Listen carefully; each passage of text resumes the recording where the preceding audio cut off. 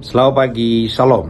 Kalau kita perhatikan perbedaan perjanjian lama dan perjanjian baru itu adalah perjanjian lama itu selalu dimulai dengan syarat. Jika engkau baik-baik mendengarkan suara Tuhan Allahmu, berkat datang. Tapi kalau engkau tidak baik mendengarkannya, kutuk datang. Aplikasinya hari ini juga sama.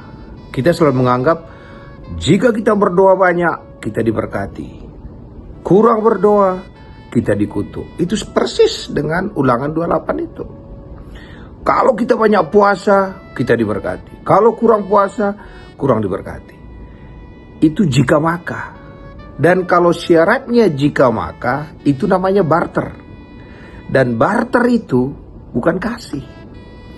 Maka sebenarnya waktu Yesus katakan, inti daripada perjanjian lama itu adalah kasihilah Tuhan Allahmu dengan segenap hati, jiwa, dan pikiranmu, dan kasihilah sesama manusia. Ini yang menjadi masalah.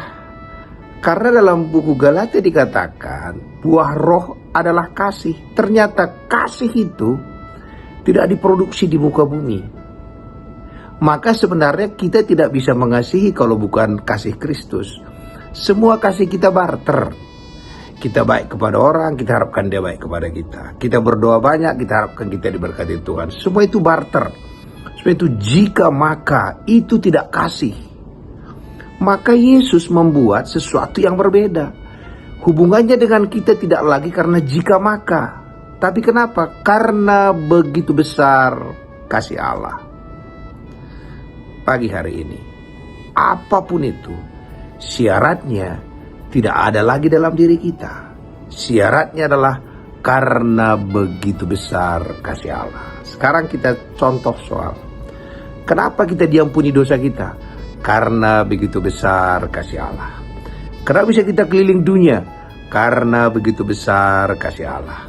Kenapa pelayanan kita berkembang? Karena begitu besar kasih Allah.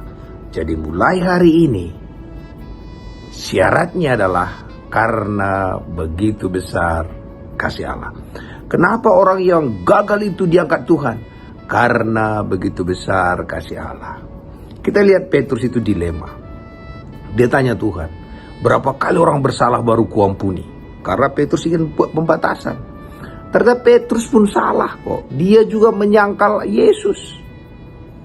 Tapi karena begitu besar kasih Yesus, dia tidak hukum si Petrus. Jadi, kenapa Yesus tidak menghukum orang? Karena dia karena begitu besar.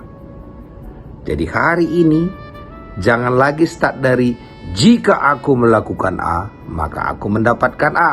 Itu barter.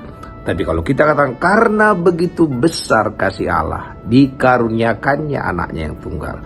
Karena begitu besar kasih Allah, dikaruniakannya, saudara tinggal isi rumah, impian, semua karena begitu besar kasih Allah. Pagi hari ini syaratnya nggak di tangan kita lagi. Syaratnya adalah karena begitu besar kasih Allah. Terpuji nama Tuhan.